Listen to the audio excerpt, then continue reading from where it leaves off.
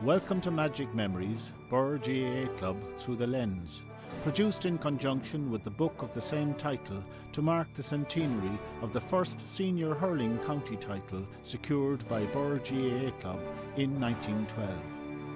The first period of success was initiated with the arrival of the unifying figure, Father Michael Crowe.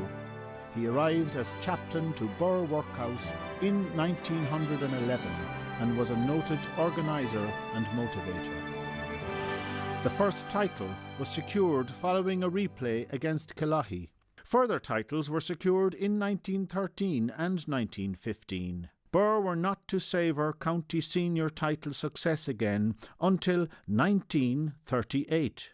During this period, one of the most significant developments was the opening of St Brendan's Park, Birr, the home of Birr Hurling Club and the spiritual home of Offaly Hurling. The greatest influence and driving force behind this development was Sean Robbins, a noted hurler himself, captaining Offaly to a Leinster junior hurling title. He was to become the club's most significant administrator, becoming chairman of both the Offaly County Board and the Leinster Council. He also refereed the 1931 All-Ireland Senior Hurling Final and the first replay between Cork and Kilkenny. When the men of Birr took to the field in the Senior Hurling Final in O'Connor Park on the 22nd of August 1948, they had a point to prove. Their opponents, Coolderry, had defeated them the previous year. This time there would be no defeat, but instead an emphatic victory. It was their sixth such victory in 11 years, and their ninth overall.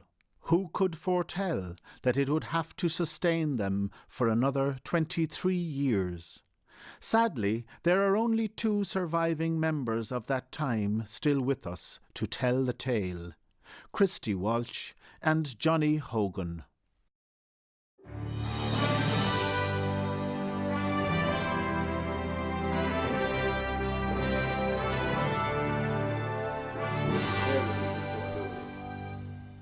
You done what he told you. You know what I mean? Yeah. If you hit the ball on the ground, you hit it on the ground. You raise it, you know what I mean? Yeah. That was the type of he was, you know what I mean? Yeah. But I mean, training hard, like, you know, for up and down. And the age, what age were you, John? 21. 21. Yeah. What age were you, Christy? I was 18 when I went 18. to senior, yeah. In, And Joe Dooley, brilliant trainer. Anybody, only Joe himself, really. Yeah. It was Sean Robbins. He was the Sean chairman. Robbins was Yeah. background, you know. Fairleigh Harley, he was treasurer at the and we time. have So then we were meeting Coolderry in the final then. In Tullamore. in Tullamore. See, they had Coolderry had the row with Birr. They wouldn't even talk over Birr. They play in Birr, but not in Birr. Oh yeah. In, Yeah, in Birr. They play other teams, you know what I mean? Yeah. So as far as they know, they talked up in Ballyacre School. You know what I mean? drove by the field and then went on to Dunham. Yeah. Ah.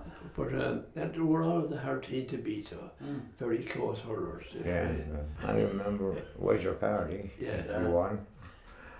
Yeah, tough man. He had full forward. Jim Once he Dooley. got the ball in his hand, he'd get through. Very, very strong man. Jim Dooley Coolderry said about Pardy. Hit Pardy one, they get two back. I would, yeah. You would. See, they only had the bare teams. They didn't have 24, 25 like now, you know. They had to do with 20, that's, you know, that was I the had rule. 3 subs. Yeah. 3 subs and that was it. That Yeah. was it. Yeah, we'd hurled. We'd go down training nearly every night You would. And Sunday morning was a great thing, after 10 o'clock after mass. 10 o'clock. Do an hour before dinner, you know, yeah. There's always a good crowd like down for that, you know. Now, would you also play your own hurleys or? Well, we had to price them. The guy with Brian used to make them. Like yours as well. Mm. No cup for the presentation. Yeah. We got our medals. This is here. Yeah. Egan's Hotel. Father Maloney, the rest of the around it. We weren't even offered a bottle of lemonade. No. Exactly. No, yeah. Huh? There's no big field like now. Or, you know, of course the money maybe wasn't there, right? You know. Clubs are poor, like, you know, as Yeah, up and yes. down. You know. They had all hairy jerseys there, didn't they? Got the other one, though. Hairy jerseys. They know they beat you, they never really got them. Yeah. And there were some great individual hurlers at the time, you know. Yeah. And, But Nevin was a good character on the team as well. That's Snipe. right, yeah. We call him Snipe, Yeah. you know. A great hurler. They made up a Was he- song about it after. Did they? Actually, yeah. About who the... Yeah, Mash. 48. Did they? Oh, did. Come gather round, ye boys and girls, and listen to me a while. The facts I try to tell to you. To me a while. The facts I'll try to tell you are surely worth your while. It happened on a stormy day in 1948 when over in O'Connor Park Coolderry met their fate. The national anthem sounded and the players took their stand, and from the throwing of the ball Burr took the upper hand. Just a second from the opening, Des Dooley had a score, and they surged on the bite from Burr to go in search of more. 2 pints from Billy Nevin of club and county fame, 2 goals by Wicks and Pardy who had shone throughout the game. Just The before half-time, final Bushnacken to let thrilling Coolderry sounded. score. A fluky goal The game by was White, but they still could all. get no more.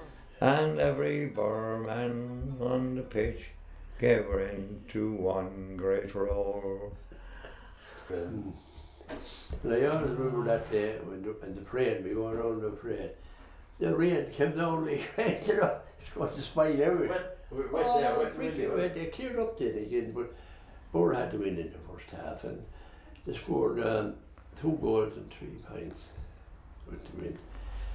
Coolderry, I think they had 3 or 4 points, but anyway, Burr scored as much again to win in the second half as they did in the first half. You know, the 4-6 I remember well, and Coolderry was 2-3 or something like that. Was it? I think it was not what it made it so famous was they were the first team to be a Coolderry so much. Yeah. You know what I mean? There wouldn't be 12 pints thing. Was first of all... As far as I can reckon, like 11 of us came off and 10 of our 48 and one The car. one car. Jackie Blake was driving it. See, all the rest were gone. But we said hiding around. We weren't drinking or anything, yeah, but when it come to go home, half the team were nearly there. We had to go home. And Paddy could ride his fish show Let's say. in Connacht Street after training at night. Say. Bag of chips, 2p. Yeah. Was there of course the brothers that time, the presentation brothers that time would be looking after the underage hurling. They were. Yeah, They they were. were. They were. There were a Wilford there, no. Brother Wilford, Yes, yeah. yeah. But they had that minor team, they'd be That's on. right, yeah. What you call the Wilford Magpies. That's right, But yeah. had the black and white jersey. That's the ones there. Yeah. Yeah, that's yeah. right, yeah. Yeah. In the early 50s, I think. Remember Brother Niles hurling? I remember there. He hurled for Gordon in Nice. 50, mid-50s, himself and brother Newry. I know who were the other man. I didn't know about her name or Brother something. Niles did, yeah. That was great chatting you. Right. Right. Thank you. Thanks very much. Who did we send the bill? You were the Gary here.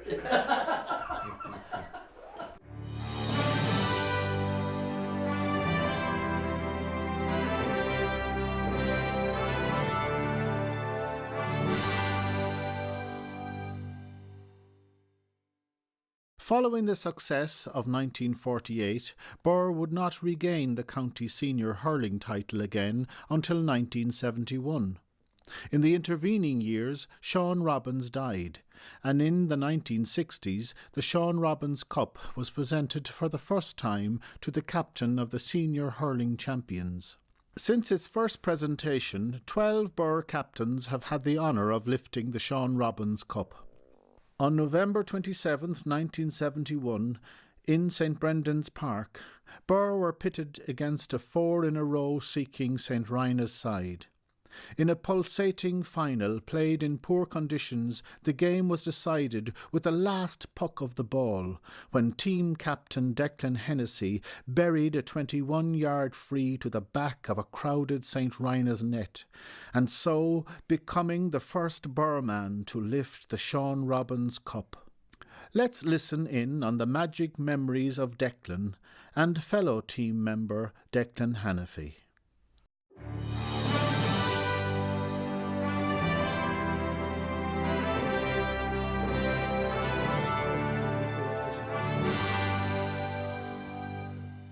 You know, they were talking about their centre fields that time, and Des Dillon, which I never seen Des Dillon play hurling, nor Des Dooley, but I saw Des Dillon playing handball.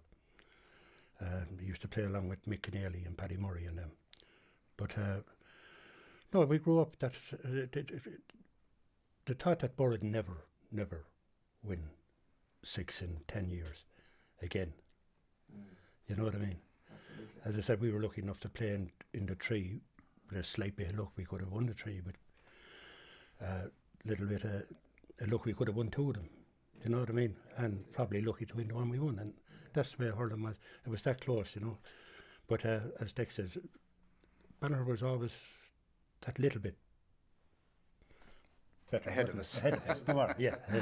Yeah, well, the 48 team then, my father was on the 48 team, and that generation, they were that level beyond us. You see, Declan would probably agree with me. What happened to the senior team, we'll say in the 60s, in the mid-60s, where the first man to go was Peter Lucknan. And Peter went, and then after that we lost 3 Vernies. We lost Des Keneally. We lost Mick Dewan. We lost Kevin Lucknan. All-time migration. All-time migration, and they were all prospective county players. Yeah. All of them. Every one of them, yeah. And it was an awful loss to Borough at that time. I remember I went to England in 69. I came home in 71, and I was talking to Father Vaughan, and he was asking me what was I doing, and